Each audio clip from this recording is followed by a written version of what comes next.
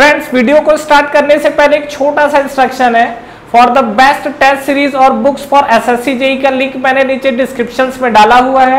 इसके अलावा आप हमारा टेलीग्राम चैनल भी ज्वाइन कर सकते हैं, जिसका लिंक आपको नीचे डिस्क्रिप्शन में और फर्स्ट कमेंट बॉक्स में मिल जाएगा। तो चलिए अब हम अपना वीडियो कंटिन्यू करते हैं। हेलो फ्रेंड्स, कैसे हैं आप लोग? आई होप आप लोग सभी मस्त होंगे, सभी चीज बढ़िया चल रहा होगा और क्वेश्चंस वगैरह की प्रैक्टिस भी कर ही रहे होंगे। तो अभी देखिए हम लोग जो बात करने वाले हैं थर्मल कंडक्टिविटी को लेके, इसको लेके काफी ज्यादा कंफ्यूजन रहता है थर्मल कंडक्टिविटी की किस मटेरियल के साथ कैसा होगा। तो सबसे पहले तो हम लोग थर्मल कंडक्टिविटी को समझ लेते हैं कि ये जो आपकी थर्मल कंडक्टिविटी होती क्या है। तो अगर आपने इसके पहले वाला वीडियो देखा होगा तो उसमें हमने कहीं ना कहीं बात की थी कि जो हमारा थर्मल कंडक्टिविटी है वो आपका होता क्या है, that is the property of the material. अगर आपको याद हो तो फोरियर लॉ ऑफ कंडक्शन पे हमने क्या देखा था, जो Q इक्वल टू क्या आता था, ये आपका आया था -KA/dt/dx। तो निगेटिव साइन को तो आप बिल्कुल हटा दीजिए। ये आपको क्या रिप्रेजेंट कर रहा था निगेटिव साइन में से, कि जैसे जैसे हम लोग x के डायरेक्शन में बढ़ रहे हैं वैसे वैसे हमारा टेम्परेचर ड्रॉप हो रहा था। ठीक है, तो अभी हम लोग को क्या करना है, मान लीजिए अगर k की यूनिट निकालना चाहते हैं तो k के लिए क्या निकला हुआ था, k के लिए आपका हो जाएगा Q into dx divide by area into dt। k की यूनिट यहां से निकालेंगे तो ये जो आपका हीट ट्रांसफर रेट था दैट इज द वाट, ये आपका थिकनेस था तो ये बन जाएगा आपका मीटर, एरिया आपका बन जाएगा मीटर स्क्वायर और टेम्परेचर डिफरेंस आपका बन जाएगा केल्विन। तो फाइनली अगर आप इस पे बात करोगे तो ये आपको क्या मिलेगा, ये आपको मिलेगा वाट पर मीटर केल्विन। तो ये जो आपको वैल्यू मिला है, ये जो आपको यूनिट है वो k की आपकी यूनिट मिली हुई है। ठीक है, और कहीं ना कहीं हम लोग देख रहे थे k को अगर हम लोग फिजिकली डिफाइन करना चाहें तो k के लिए हम लोग क्या देख सकते हैं कि जैसे जैसे यहाँ हमारा मान लीजिए k की वैल्यू बढ़ रहा है, इस k की वैल्यू बढ़ने के साथ इसमें क्या होगा, आपका हीट ट्रांसफर बढ़ना स्टार्ट होगा। कहने का क्या मतलब है कि अगर किसी भी मटेरियल की थर्मल कंडक्टिविटी ज्यादा होगी तो उसके साथ हीट ट्रांसफर रेट क्या होगा, बढ़ेगा। हीट ट्रांसफर रेट बढ़ने का मतलब क्या है कि वो बॉडी आपका जल्दी गर्म होगा और जल्दी ठंडा होगा। मतलब तो यही हुआ कि अगर किसी बॉडी की थर्मल कंडक्टिविटी ज्यादा है मतलब वो हीट को क्या कर रहा है, उतना जल्दी पास कर रहा है। तो थर्मल कंडक्टिविटी ज्यादा होने का मतलब क्या है, वो बॉडी उतना जल्दी हीट होगा और उतना जल्दी कूल होगा, मतलब अपने अंदर हीट को बहुत इजीली और बहुत फास्ट क्या करेगा, पास कर पाएगा। That is called thermal conductivity of the material. अब देखिए बात करते हैं कि ये जो हमारे पास थर्मल कंडक्टिविटी निकल कर आया हुआ है, ये कहीं ना कहीं जो मटेरियल है उस मटेरियल के साथ आपका कैसा वेरिएशन करता है। तो जैसे हम लोग कंडक्शन को लेके बात कर रहे हैं तो कंडक्शन में आपका क्या होता है, कंडक्शन बेसिकली हमने देखा है तो मेजॉरिटी तो आपका सॉलिड में होता है, लेकिन आपका सॉलिड के अलावा भी आपके लिक्विड में भी होती है और गैसेस में भी होता है। तो अगर हम लोग यहाँ पर जैसे बात करते हैं कंडक्टिविटी को लेके, तो कंडक्टिविटी का वेरिएशन कैसा होगा, तो सबसे पहले हम लोग समझते हैं कि अगर हमारे पास कुछ मटेरियल दिए हुए हैं तो किसके लिए कितना k की वैल्यू निकल कर आती है। तो कहीं ना कहीं देखिए सबसे ज्यादा अगर आप देखेंगे यहाँ पर, तो यहाँ पर हम लोग कुछ मटेरियल ले लेते हैं। तो यहाँ पर हम लोग देखते हैं कुछ मटेरियल और इसके साथ हम लोग देते हैं इसके थर्मल कंडक्टिविटी की वैल्यू। ठीक है, तो सबसे ज्यादा जो थर्मल कंडक्टिविटी होता है, जैसा कि हमको पता है, बताया था आपको, सबसे ज्यादा किसका होता है, सिल्वर का होता है। सिल्वर के लिए थर्मल कंडक्टिविटी कितना होता है, ये आपका होता है 410 वाट। यूनिट देख लो यहाँ से, पर मीटर केल्विन। फिर से बोल रहा हूँ यूनिट को लेके कंफ्यूज नहीं होना है, 410 वाट पर मीटर केल्विन होता है। इससे जो डिक्रीजिंग ऑर्डर में आता है तो नेक्स्ट आता है आपका कॉपर, जो कि हम लोग घरों में यूज करते हैं वायर्स वगैरह के लिए, वाइंडिंग के लिए। इसका जो k की वैल्यू होती है ये होती है आपकी 385 वाट पर मीटर केल्विन। ये आपका कॉपर के लिए है। कॉपर से आप थोड़ा नीचे आएंगे तो फिर आपका होता है किसका, गोल्ड के लिए। गोल्ड के लिए जो वैल्यू है ये करीब करीब है 319 वाट पर मीटर केल्विन। ये किसके लिए है, गोल्ड के लिए है।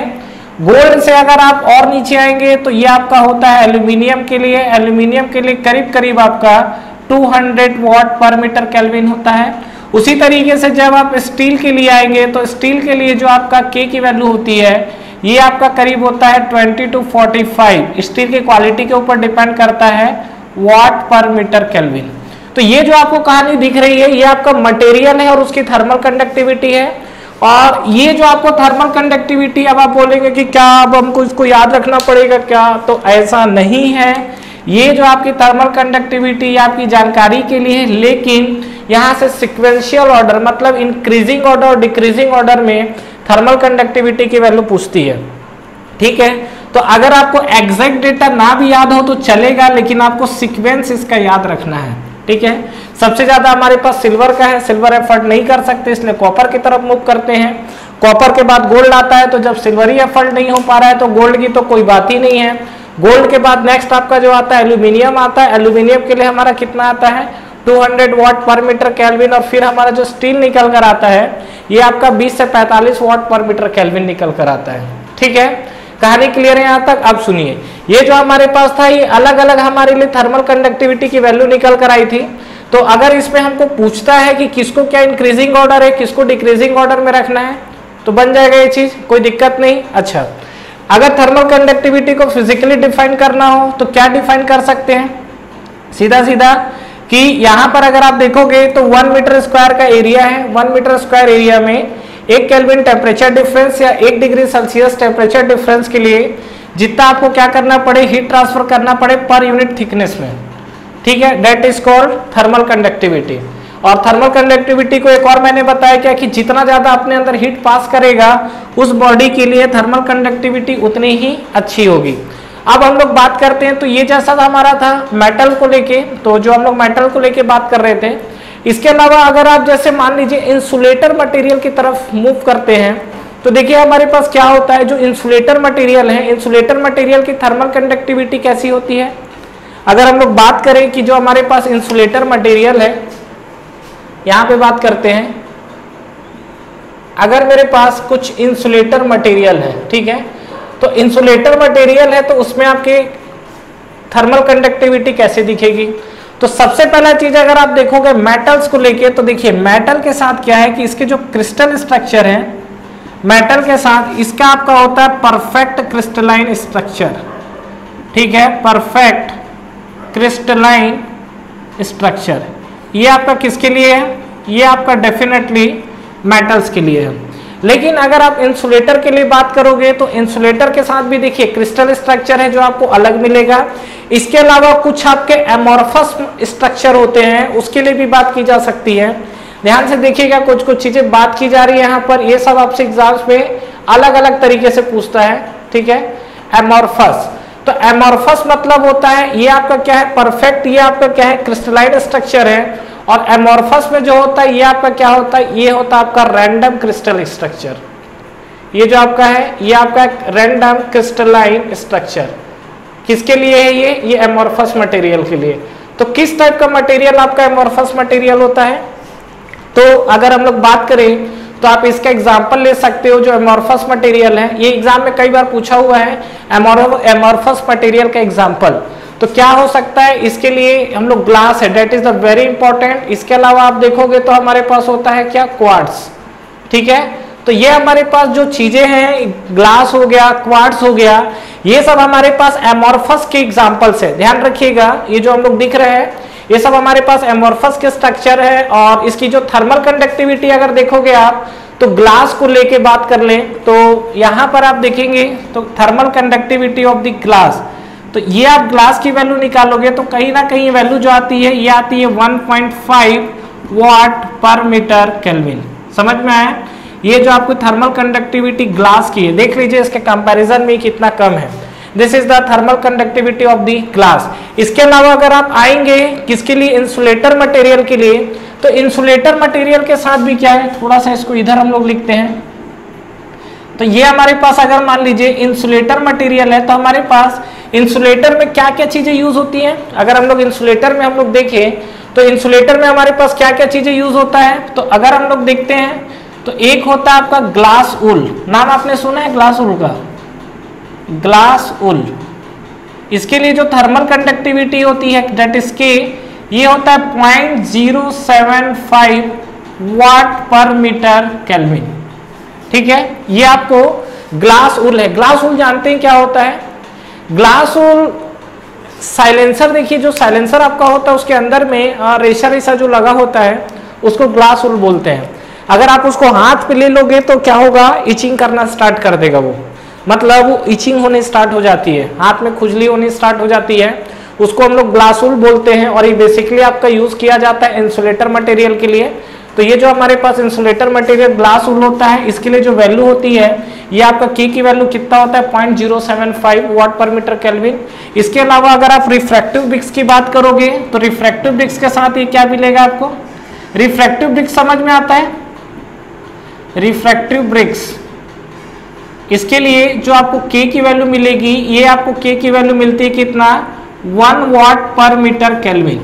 उसी तरीके से जो आपका एस्बेस्टस होता है, इसके लिए आपको के की वैल्यू मिलेगी कितना 0.2, दैट इज 0.2 वाट पर मीटर केल्विन।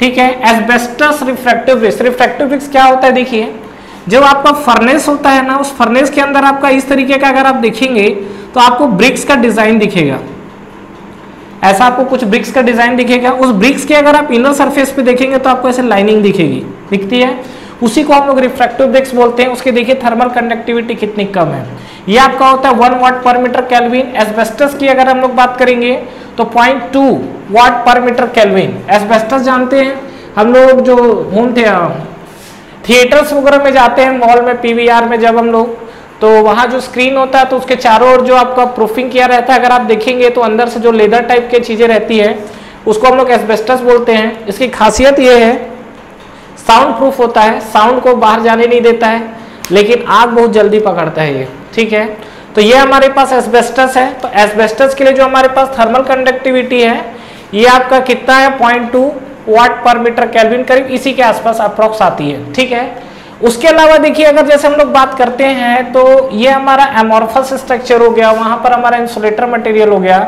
जो फ्रिज के अंदर जो होता है, जो फोम यूज किया जाता है वो हम लोग बोलते हैं उसको, ये फोम कौन सा यूज किया जाता है, ये होता है PUF, that is called polyurethane foam. ठीक है, इसको हम लोग यहाँ लिखते हैं क्या, इसको हम लोग यहाँ लिखते हैं।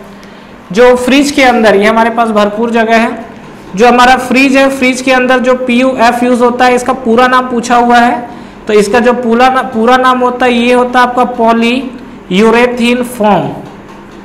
ठीक है, अब ये बताओ इसकी थर्मल कंडक्टिविटी ज्यादा होनी चाहिए कि कम होनी चाहिए।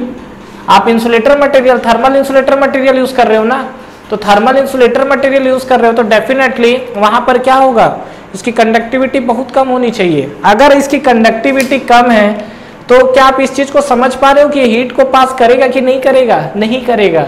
इसीलिए तो हम इसको इंसुलेटर की कैटेगरी में रखे हैं। तो अगर आप ये चीज देखो तो जो हम लोग इंसुलेटर की बात कर रहे हैं, ये इंसुलेटर अगर आप देखेंगे तो ये कहीं ना कहीं, इसीलिए हम लोग इसको क्या किए हैं, इंसुलेटर की कैटेगरी में रखा गया है। क्यों, क्योंकि देखिए ये हीट को पास करने नहीं दे रहा है।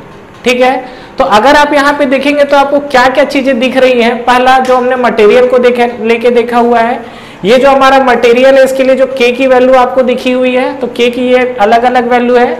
और मेटल्स के साथ देखेंगे तो आपको परफेक्ट क्रिस्टलाइन स्ट्रक्चर मिलता है मेटल के साथ, तो इसका बिल्कुल आपको क्या है, रैंडमली चीजें नहीं दिख रही है। इसका जो स्ट्रक्चर है, एमॉर्फस में जाएंगे तो इसका रैंडम स्ट्रक्चर मिलता है, ग्लास हो गया, क्वार्ट्ज हो गया, और आप एग्जांपल लेना चाहते हो तो ग्रेफाइट हो गया। ठीक है, इसी का एग्जांपल है ये सब। तो ये सब जो चीजें आपका क्या रैंडमली है। तो यहाँ पर अगर आप देखोगे ग्लास के लिए तो 1.5 वाट पर मीटर केल्विन होता है। तो बात है इतने सारे मटेरियल है, हम लोग कितने सारे मटेरियल का याद रखें, जरूरत नहीं है।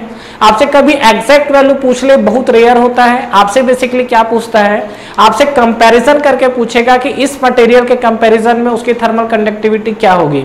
और अगर हमको पता है कि जो मटेरियल एक तरह से थर्मल इंसुलेटर का काम कर रहा है तो डेफिनेटली उसके लिए के की वैल्यू कम होगी, और जो मटेरियल आपका एक कंडक्टर का काम कर रहा है डेफिनेटली उसके लिए के की वैल्यू क्या होगी, हाई होगी। ठीक है, अब सबसे ज्यादा इंपॉर्टेंट चीज, टेम्परेचर के साथ इन चीजों का वेरिएशन कैसा आता है।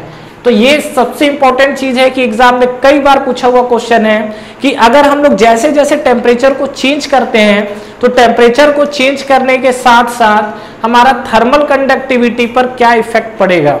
अगर मान लीजिए कोई बॉडी है, उस बॉडी का अगर मैं टेम्परेचर को चेंज करूं तो उस बॉडी की थर्मल कंडक्टिविटी पे इफेक्ट पड़ेगा कि नहीं पड़ेगा, बिल्कुल पड़ता है। तो किस तरीके का इफेक्ट पड़ता है उसके बारे में हम लोग देखते हैं। तो देखिए एक बार हम लोग बात करते हैं, तो ये वाला कहानी आपको क्लियर है। अब देखिए सबसे पहली बात करते हैं सॉलिड। अब देखिए तीन चीजें हमारे पास, सॉलिड, लिक्विड और गैस। ठीक है, लेकिन सॉलिड के साथ भी क्या है, मेटल है, नॉन मेटल है, फिर आपका इंसुलेटर है, अलग अलग चीजें हैं। सबसे पहला चीज अगर आपसे देखिए बोलता है स्पेशली सॉलिड के लिए, तो सॉलिड में अगर मान लीजिए आपका टेम्परेचर बढ़ता है तो टेम्परेचर बढ़ने के साथ थर्मल कंडक्टिविटी क्या होती है, कम होती है। अगर आपसे स्ट्रेट फॉरवर्ड क्वेश्चन आएगा, तो ये एक बार क्वेश्चन आया भी हुआ है, स्ट्रेट फॉरवर्ड आएगा, टेम्परेचर बढ़ने के साथ थर्मल कंडक्टिविटी क्या होगी, तो डेफिनेटली कम होगी। हाउ, कैसे, देखिए किसी भी सॉलिड बॉडी के साथ अगर आप देखोगे तो उसमें आपका हीट का ट्रांसफर कैसे होता है। ये जो थर्मल कंडक्टिविटी है, ये आपकी सॉलिड बॉडी, क्या इसके अंदर मॉलिक्यूल का डिस्प्लेसमेंट होता है, क्या नहीं होता है। इसमें केवल इलेक्ट्रॉन का ट्रांसफर होता है इस तरीके से, और इलेक्ट्रॉन ट्रांसफर होते हैं, लेकिन जो आपका मॉलिक्यूल है वो अपनी जगह से डिस्प्लेस नहीं होता है। अब आपको क्या करना है, ये बोल रहा है कि टेम्परेचर बढ़ाएंगे, तो जब टेम्परेचर बढ़ाओगे तो ये जो आपकी बॉडी है, इसके मॉलिक्यूल जो है वो एक दूसरे से दूर भागने की कोशिश करेंगे, और अगर एक दूसरे से दूर भागने की कोशिश करेंगे तो इनके बीच के जो वॉइड्स है, इनके बीच का जो वॉइड्स है, जो गैपिंग आपको दिख रहा है, ये गैपिंग देख रहे हो बढ़ गया है कि नहीं। जब आप हीट करोगे तो मॉलिक्यूल दूर दूर जाएंगे, तो दूर दूर जाने के कारण क्या होगा, ये यहाँ पर वॉइड्स क्रिएट कर लेगा, और वॉइड्स क्रिएट होने के कारण इस बॉडी की जो थर्मल कंडक्टिविटी क्या हो जाएगी, कम हो जाएगी ड्यू टू हाई टेम्परेचर। तो ये ध्यान रखिएगा कि सॉलिड के साथ जैसे जैसे टेम्परेचर बढ़ाते हैं वैसे वैसे क्या हमारी थर्मल कंडक्टिविटी कम होते चले जाती है। ये तो सॉलिड के साथ था, लेकिन सॉलिड के साथ भी आपको अलग अलग पार्ट पे कैटेगराइज किया जाता है। जैसे मान लीजिए कि आपके पास मेटल है, नॉन मेटल है, तो उसके साथ आपका क्या होगा, तो देखते हैं एक बार हम लोग बात करते हैं कि देखिए यहां पर देखते हैं सॉलिड और आपका लिक्विड के साथ जो मेटल है, तो मेटल में आपका क्या होगा, जैसे जैसे टेम्परेचर को बढ़ाओगे, जैसा अभी तक हम लोग ये वेरिएशन देख रहे थे, तो यहाँ पर हम लोग चलिए बात करते हैं, एक बार यहाँ पर स्पेस निकालते हैं और यहाँ पर देखते हैं कंडीशन को कि अगर आपका सॉलिड बात कर रहा है, सॉलिड में दो चीजें आपकी डिफाइन हो जाती है। सॉलिड में आपके दो चीजें क्या डिफाइन होगा, एक आपका डिफाइन होगा मेटल और एक आपका डिफाइन होगा नॉन मेटल। अब सुनिए, ये मेटल के साथ तो हम लोग देख ही चुके हैं, क्या मेटल में अगर आप टेम्परेचर को बढ़ाओगे तो टेम्परेचर बढ़ाने के साथ थर्मल कंडक्टिविटी क्या हो जाएगी, कम हो जाएगी। लेकिन अगर आप नॉन मेटल के लिए बात करोगे तो नॉन मेटल में कहानी कुछ थोड़ी सी चेंज हो सकती है, डिपेंड करता है कि ये आपका वेट है कि ड्राई है। अगर मान लीजिए आपका ये वेट है, मैं थोड़ा सा अंदर जा रहा हूँ, इतना अंदर नहीं भी जाऊंगा तो चलेगा, बट आपकी जानकारी के लिए है, ठीक है। वेट मतलब अगर सरफेस गीला है तो गीला कब होगा, तो गीला होगा तो उसके वॉइड्स के बीच में क्या होगा, वाटर भरेगा, वाटर भरेगा तो डेंस स्ट्रक्चर हो जाएगा, तो हीट ट्रांसफर के लिए इसको मोड भी मिल जाएगा। तो अगर सरफेस वेट है तो यहाँ देखिएगा टेम्परेचर बढ़ाने पर इसकी जो थर्मल कंडक्टिविटी बढ़ेगी, और अगर आपका सरफेस ड्राई है तो यहाँ टेम्परेचर बढ़ाने पर आपको जो थर्मल कंडक्टिविटी है वो आपको कैसी दिखेगी, कम दिखेगी, ठीक है। ये चीज को ध्यान रखिएगा। तो ये आपका जो मेटल और नॉन मेटल को लेके क्लासिफाई था कि हमारा जो मेटल है और ये जो हमारा नॉन मेटल है ये आपका किस तरीके से चेंजेस हो रहे हैं, ठीक है। अच्छा, ये आपका सॉलिड को लेके बात कर रहे थे हम लोग। अगर इसी तरीके से मान लीजिए अगर हम लोग लिक्विड को लेके बात करें तो लिक्विड के साथ थर्मल कंडक्टिविटी क्या होती। अच्छा, एक चीज और, इसमें मैं आपको कुछ एडिशनल पॉइंट भी बता देता हूं, ठीक है। क्या, देखिए अगर हम लोग मेटल फॉर्मिंग करते हैं, मेटल फॉर्मिंग को आप समझते हैं। फॉर्मिंग का मतलब होता है कि आप बॉडी को लिए उसको पीटे और पीटने के बाद आप उस बॉडी का शेप को चेंज कर रहे हैं, मतलब जो बॉडी है उसका शेप चेंज होगा, ठीक है, बट उसमें से कोई मेटल रिमूव नहीं होगा। That is called metal forming process.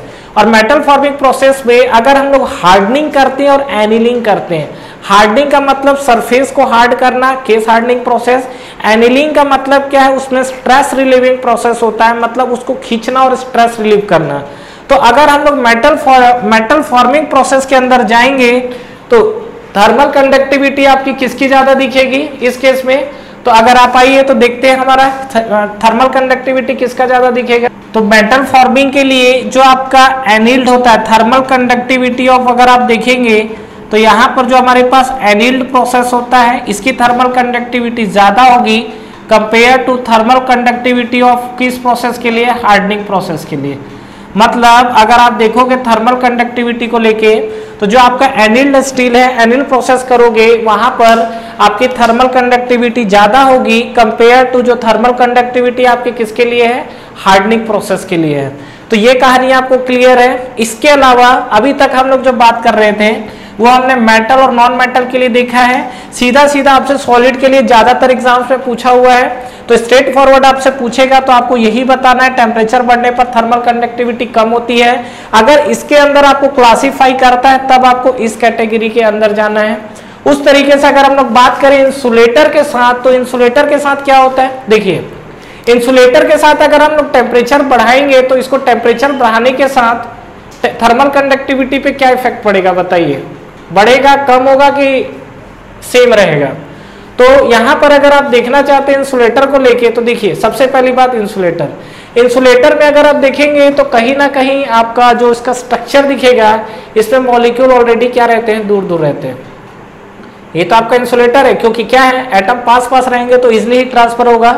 Insulator में मॉलिक्यूल क्या रहते हैं, दूर दूर रहते हैं। अब बताइए अगर ये दूर दूर है तो इसके बीच में क्या भरा हुआ है, डेफिनेटली एयर का गैप है, और ये सब क्या एयर फिल है, ठीक है। अब क्या होगा देखिए, यहां पर जब आप टेम्परेचर को बढ़ाएंगे तो टेम्परेचर बढ़ाने के कारण क्या होता है, इसके अंदर के गैप में जो एयर पार्टिकल भरे हुए हैं ना, ये एक्साइट हो जाते हैं।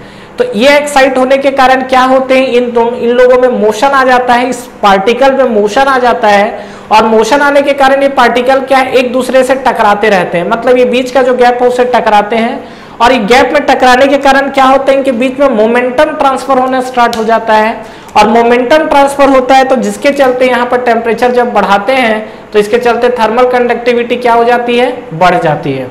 मतलब अगर आप प्योर मेटल या सॉलिड की बात करेगा तो नो डाउट टेम्परेचर बढ़ाने पर थर्मल कंडक्टिविटी कम होगी, लेकिन अगर आपसे इंसुलेटर मटेरियल के लिए पूछता है तो वहां पर थर्मल कंडक्टिविटी बढ़ेगी।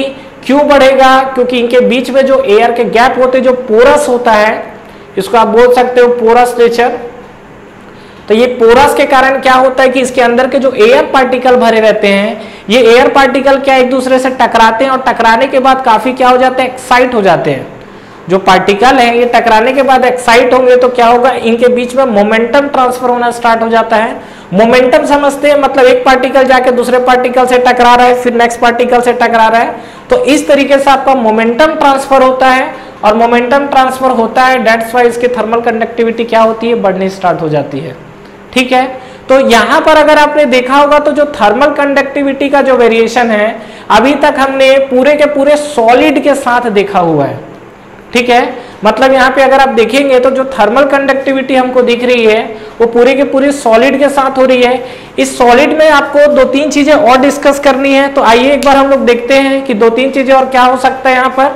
तो देखते हैं यहाँ पर, तो देखिए यहाँ पे जो सॉलिड की बातें चल रही है तो इसमें क्या होगा, थोड़ा सा हमको जगह की नीड है। तो यहाँ पर थर्मल कंडक्टिविटी को थोड़ा सा वेरिएशंस के साथ अगर हम लोग देखें तो देखिए हमको क्या दिखेगा यहाँ पर। देखिए थर्मल कंडक्टिविटी और आपका जो मटेरियल है उसके बीच में एक सीधा सीधा रिलेशन है हमारे पास, K equal to K naught 1 plus beta T. ये जो आपका है, ये आपका जो वेरिएशन है थर्मल कंडक्टिविटी और टेम्परेचर को लेके है। अगर आप बात करेंगे बीटा की वैल्यू के लिए, तो बीटा की वैल्यू आपकी पॉजिटिव और नेगेटिव दोनों हो सकती है।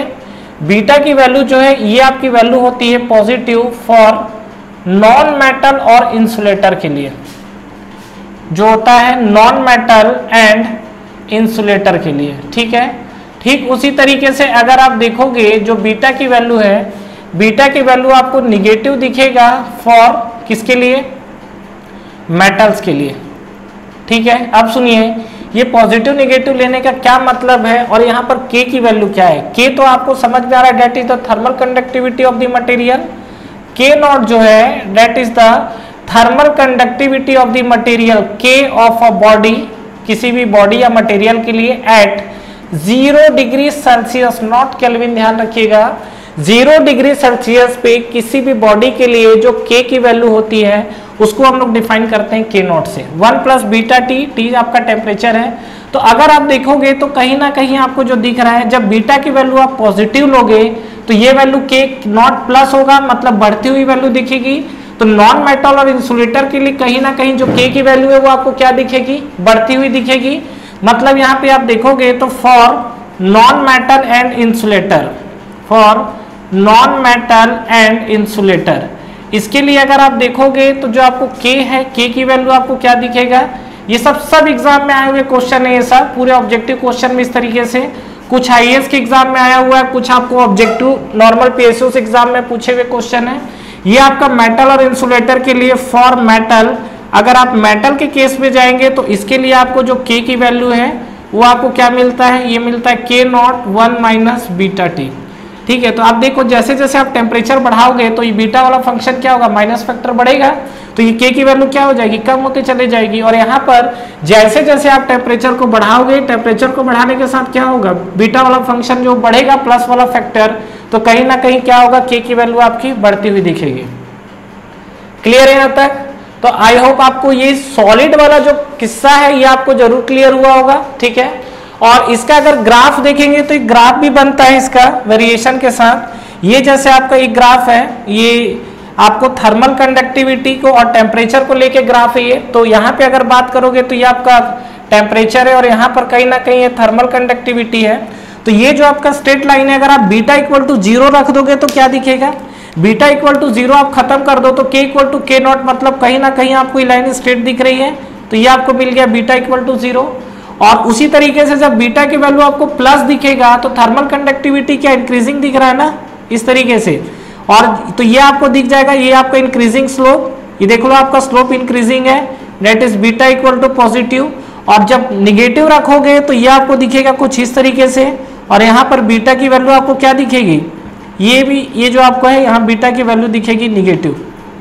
ठीक है, देख लो डिक्रीजिंग स्लोप है, स्लोप आपको नापने आता ही होगा, कैसा नापा जाता है देख लो यहाँ पर, ये देखो स्लोप बढ़ रहा है और यहाँ देखो स्लोप कम होते चले जा रहा है। तो ये जो आपका वेरिएशन है, ये आपका वेरिएशन टेम्परेचर और थर्मल कंडक्टिविटी को लेके है। तो यहाँ पे आप देखोगे तो ये कहीं ना कहीं जो बीटा इक्वल टू पॉजिटिव है, तो ये आपको इंक्रीजिंग थर्मल कंडक्टिविटी को रिप्रेजेंट कर रहा है, मतलब यहाँ थर्मल कंडक्टिविटी आपकी बढ़ रही है। और यहाँ पे अगर आप बात करोगे तो यहाँ पर आपकी थर्मल कंडक्टिविटी क्या हो रही है, कम हो रही है। ठीक है, तो ये जो हमारी कहानी चली है किसके साथ चली है, ये आपका चला है सॉलिड बॉडी के साथ। अब हम लोग आते हैं लिक्विड और गैस के साथ कि उसके साथ क्या वेरिएशन होगा। तो आइए एक बार हम लोग देखते हैं लिक्विड और गैस के साथ क्या कहानी होगी। तो इसको रफ कर दिया जाए, चलिए फाइनली इसको रफ करते हैं और लिक्विड और गैस के साथ देखते हैं। तो बताइए लिक्विड के साथ अगर हम लोग टेम्परेचर बढ़ाएंगे तो उसकी थर्मल कंडक्टिविटी पे क्या इफेक्ट पड़ेगा। अगर हमारे पास लिक्विड है, लिक्विड का अगर हम लोग टेम्परेचर बढ़ा दें तो उसकी थर्मल कंडक्टिविटी पे क्या इफेक्ट पड़ने वाला है, बताइए। तो क्या होगा, बढ़ेगा कम होगा।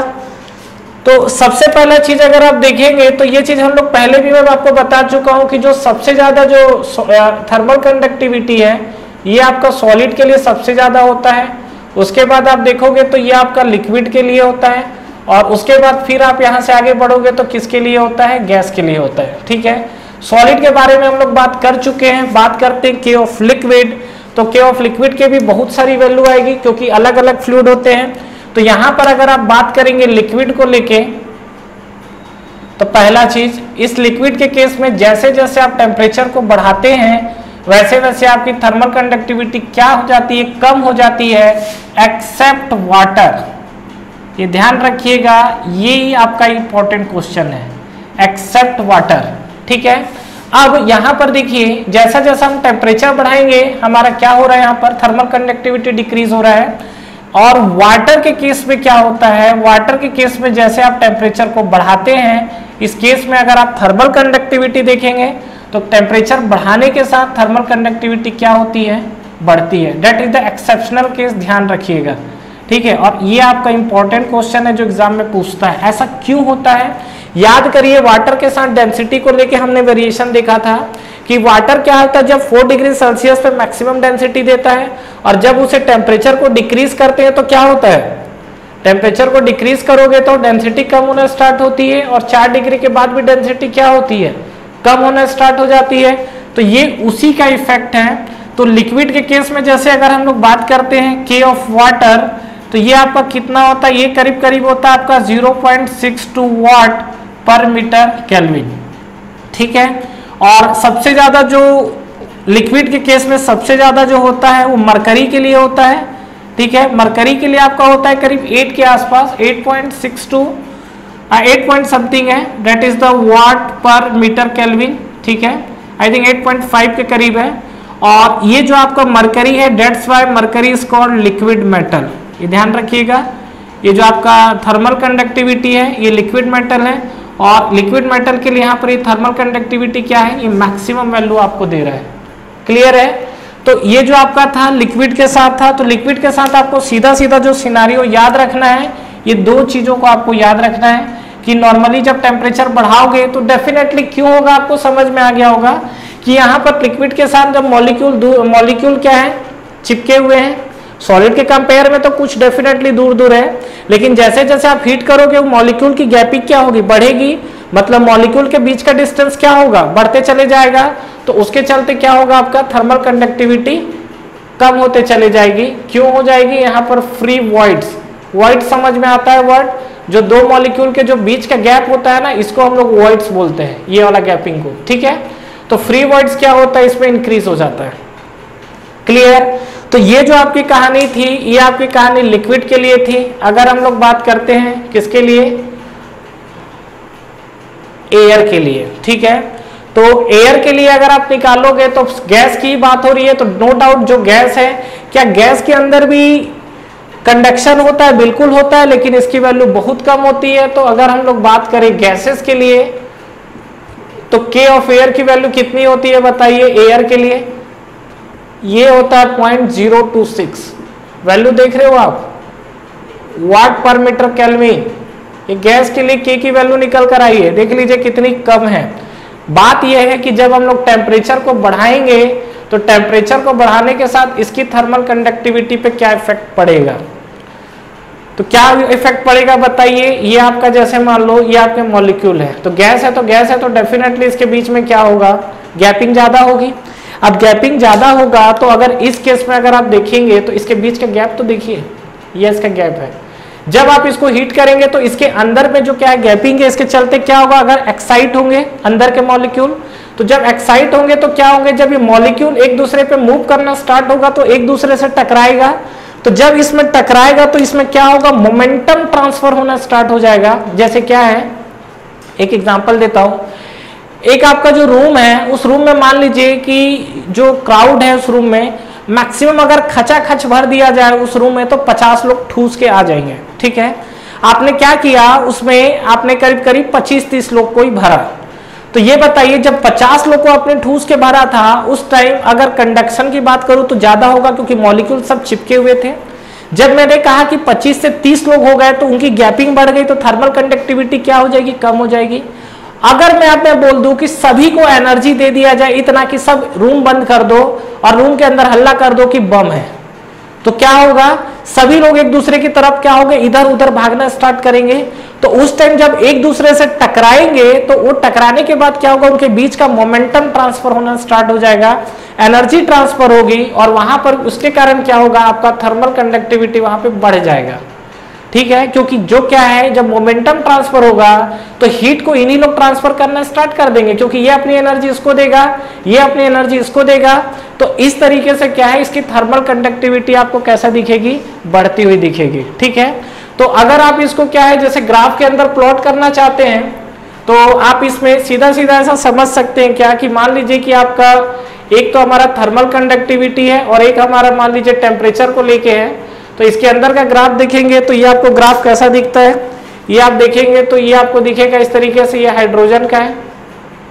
उसी तरीके से आगे बढ़ोगे तो हीलियम का है, और आगे बढ़ोगे तो आप एयर का है, इस तरीके से। मतलब सीधा सीधा ये देखिए, थर्मल कंडक्टिविटी, टेम्परेचर बढ़ रहा है तो थर्मल कंडक्टिविटी बढ़ रही है।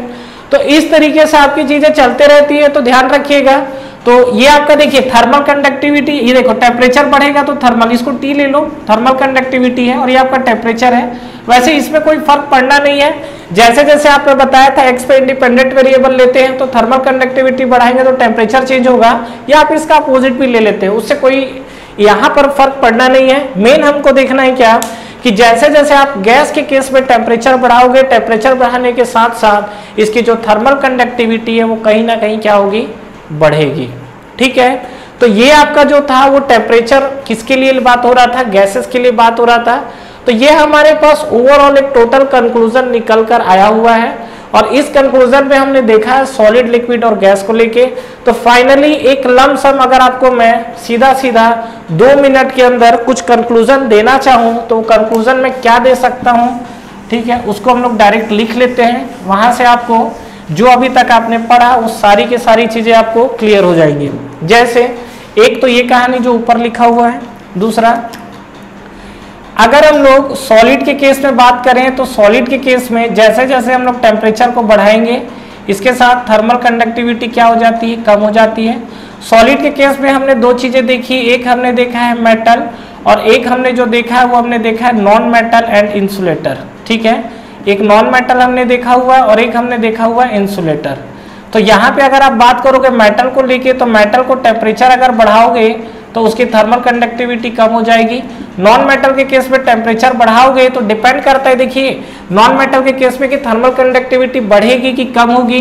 बेसिकली अगर आप देखोगे यहाँ पर तो कहीं ना कहीं जो थर्मल कंडक्टिविटी है वो आपको कहीं ना कहीं इंक्रीज होता हुआ दिखेगा, लेकिन इसमें भी आपका वेट और ड्राई वाला अगर केस देखा जाए तो ये आपका जो वेट है इस वेट में थर्मल कंडक्टिविटी बढ़ेगी क्योंकि यहाँ पर लिक्विड पार्टिकल आपको क्या करेगा, ट्रांसमिट करेगा, और ड्राई रहेगा तो के की वैल्यू कम होगी। अगर मैं इंसुलेटर की बात करूं तो इंसुलेटर के केस में टेम्परेचर बढ़ रहा था तो इंसुलेटर आपका पोरस स्ट्रक्चर होता है, तो पोरस के जो पोरस मतलब मॉलिक्यूल के बीच में जो गैप है उसमें एयर एक्साइट हो जाते हैं। एक्साइट होने के कारण जब टेम्परेचर बढ़ाओगे तो इसकी थर्मल कंडक्टिविटी क्या हो जाती है, बढ़नी स्टार्ट हो जाती है। ठीक है, तो ये आपका सॉलिड के साथ था। इसके अलावा सॉलिड में हमने और देखा था कि जो एनिल्ड स्ट्रक्चर है, हार्डेंड स्टील है, तो जो एनिल्ड है उसके लिए थर्मल कंडक्टिविटी की वैल्यू आपकी ज्यादा मिलती है। अच्छा, इसमें अगर आप एक्सेप्शनल देखना चाहें इसमें तो आपका प्लेटिनियम होता है जो आपको जो टेम्परेचर बढ़ाने पर जो उसकी थर्मल कंडक्टिविटी वो बढ़ती है। ठीक है, एल्यूमिनियम का स्ट्रक्चर भी इसी कैटेगरी में आता है बट उसकी जरूरत नहीं है, छोड़िए आगे बढ़ते हैं। एल्यूमिनियम के लिए जो आपका टेम्परेचर बढ़ाओगे तो थर्मल कंडक्टिविटी क्या होती है, बढ़ती है।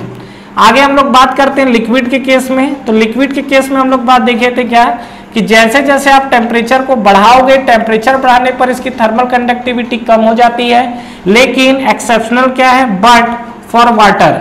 ये आप ध्यान रखिएगा, एक्सेप्ट किसके लिए है, ये वाटर के लिए है। ठीक है, यहाँ पर भी मैं एक्सेप्ट लिख देता हूँ एल्यूमिनियम को लेके। ठीक है, एल्यूमिनियम जो है उसका अगर आप बढ़ाओगे तो थर्मल कंडक्टिविटी बढ़ती है, तो एक्सेप्ट वाटर। और यहाँ पे अगर आप देखोगे वाटर के साथ, तो वाटर के साथ अगर आप टेम्परेचर को बढ़ाओगे तो इसकी थर्मल कंडक्टिविटी क्या होती है, बढ़ती है। तो ये आपका लिक्विड के साथ था। और अगर आपको गैस के लिए बात करें तो गैस के केस में सीधा सीधा क्या है, जैसे जैसे आप टेम्परेचर को बढ़ाओगे उसकी थर्मल कंडक्टिविटी क्या होगी, बढ़ेगी। ठीक है, तो मेरे पास जो कहानी आया, एक तो हमने सॉलिड को लेके बात किया है यहाँ पर, एक तो हमने लिक्विड को लेके बात किया है और एक हमने यहाँ पर गैस को लेके बात किया है। ठीक है, तो ये आपका ओवरऑल कंक्लूजन था जो मैंने यहाँ पर लिखा हुआ है। Thank you so much for watching this video. Friends, इस वीडियो को लाइक करिए, ज्यादा से ज्यादा फ्रेंड्स के साथ शेयर करिए, और अगर आप इस चैनल पे नए हैं तो चैनल को सब्सक्राइब करना ना भूलें, बेल नोटिफिकेशन जरूर प्रेस करिएगा जिससे जो भी लेटेस्ट अपडेट है वो आप तक पहले पहुंचे। इसके अलावा आप हमारा टेलीग्राम चैनल भी ज्वाइन कर सकते हैं जिसका लिंक नीचे आपको डिस्क्रिप्शन में और फर्स्ट कमेंट बॉक्स में मिल जाएगा। Friends, for the best test series और बुक्स फॉर एसएससी जेईई का लिंक भी नीचे आपको डिस्क्रिप्शन में मिल जाएगा। तो ठीक है फ्रेंड्स, तैयारी करते रहिए। Wish you all the best.